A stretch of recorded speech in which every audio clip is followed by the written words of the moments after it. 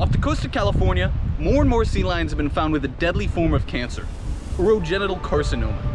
Since 1979, the Marine Animal Institute in San Francisco has found that around a quarter of sea lions had tumors, which led to low weights, flipper paralysis, and eventually death.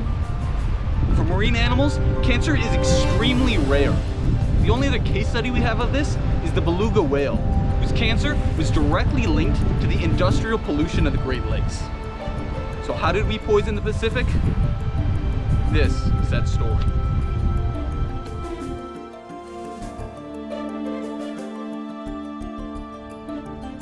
The 20th century was sort of a chemical revolution.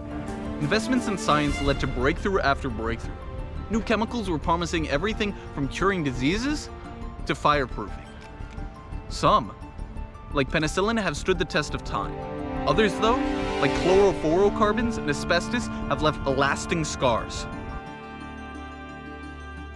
One such wonder chemical was DDT, or dichloro-diphenyl triethylphane. This was an insecticide created during World War II and became so widespread and useful that it led to its inventor, Paul Mueller, winning the Nobel Prize in Medicine. Quickly, the poison became exported everywhere from Europe to the South Pacific. It was amazingly effective at killing bugs. By ending the spread of malaria and typhus, some even go so far as giving it credit for winning the war in the Pacific. By the end of the war, the chemical had big plans, and governments took to an industrial scale to export the chemical. In the year 1960 alone, we produced more than 400,000 tons of DDT. We sprayed it everywhere from agricultural fields, to beaches, to population centers. We sprayed it everywhere a bug could be found.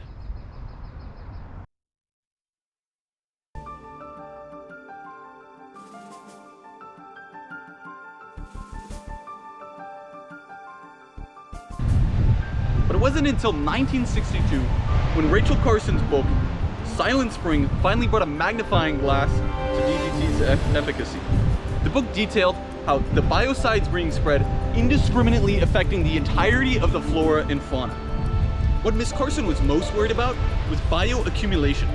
This is a scenario where low levels of contamination occur at the bottom of a food chain, and it exponentially increases as you go up it. This is because when a secondary consumer eats a contaminated insect, it, in essence, is being contaminated the same amount. So when a bird eats 1,000 contaminated insects, it is, in a way, being contaminated 1,000 times.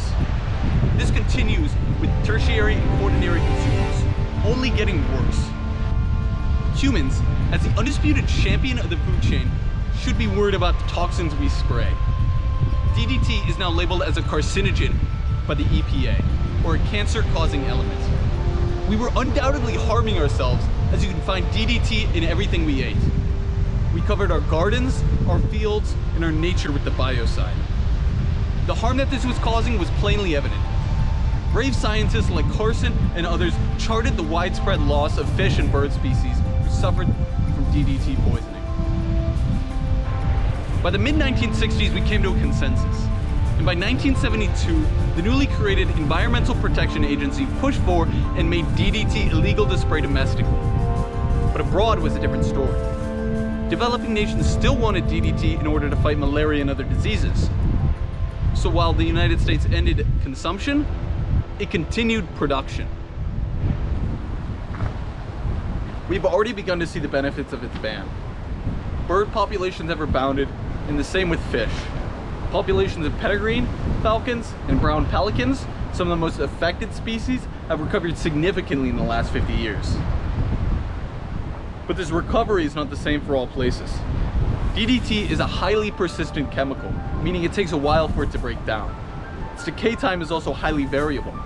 In the ocean, on land, it's only about 20 years. While in the ocean, it shoots up to around 150. So while on the whole, we are beating the poison, there are pockets of resistance.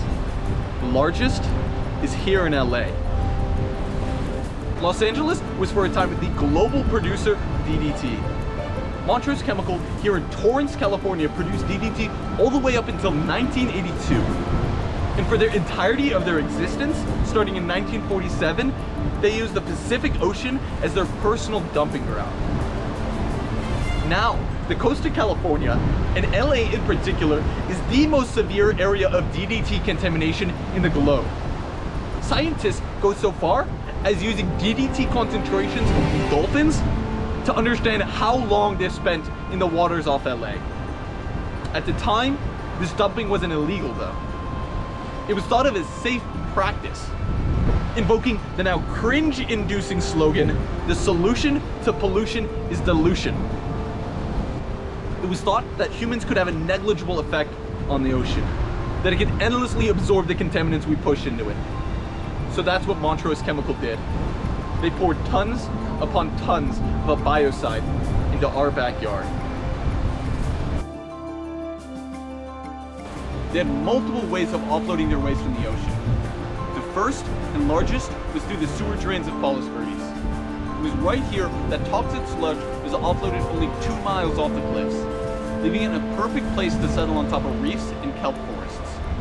Now, this area of the coastline is considered one of the most studied and charted areas of the ocean, because the battle over how to clean it up has been raging for decades. In 1996, the EPA declared it a Superfund cleanup site, and in 2000, the lawsuit against Montrose Chemical finally came to a close, leading to a $140 million settlement, with almost all going towards cleanup. But while this may have been the most widely known area of contamination, it is not the only. David Valentine, a researcher at UC Santa Barbara, had heard rumors about another dump site, and the amount of DDT being found in the food chain was higher than to be expected for a singular site. So he took his hunch and went searching.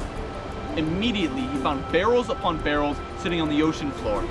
In the middle between Santa Catalina and LA was a dumping ground for LA's industrial pollution that spanned more than 40,000 acres. Immediately, he sounded the alarm, but wasn't heard for later than a decade. That is, until this year, when UC San Diego College of Engineering Scripps was able to send a research mission. What they found was staggering. More than 25,000 barrels sitting 3,000 feet below the surface. This, though, is thought to just be the tip of the iceberg. Reviewing the shipping logs of the disposal company responsible for the literal dumping of the barrels, they claim that from the years of 1947 to 1961, they jettisoned around 2,000 barrels a month of Montrose DDT. That means, if accurate, there could be more than 300,000 barrels of DDT alone sitting out there. Because let's be clear, this was a dump site for all of LA's industrial pollution. The contaminants are most certainly not contained. Many of the barrels were found with punch marks and gashes in them. Now, the leaking sludge has left the ocean a virtual wasteland, and much more contaminated than the first site. At our present moment though, we don't quite know how to deal with the barrels. Our other mitigation techniques won't be very effective. At the coastal dump site, we poured sediment over the affected area, trying to trap the chemical down there. But when it's 3,000 feet below, we risk just stirring the dust up even more. One technique that might work is creating artificial reefs in safe areas, trying to put more clean fish back into the food chain. This, though, is a program that's going to take a long time to have any real impact. Most researchers are in agreement that before we can take any action, we first need to understand more about the dump site. So all we can do now is be wary over the fish that we eat. The EPA specifically warns against eating the white croaker, but DDT has been found in most game fish out there, so I'm keeping clear of anything I find out there. Let's go back to the sea lions.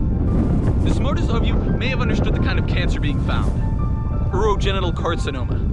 That's because it's a human disease. DDT is not the specific cause of cancer. Instead, it weakens the body, making it more susceptible to it. Instead, the specific cause is human papillomavirus, or HPV. We don't quite understand how we gave the seals an STD, but it's now running rampant through their population and killing many of them. This is just another example of how impactful human society is. That we were able to taint something as vast as the ocean just goes to show that everything we do has consequences, and that they don't always show up right away.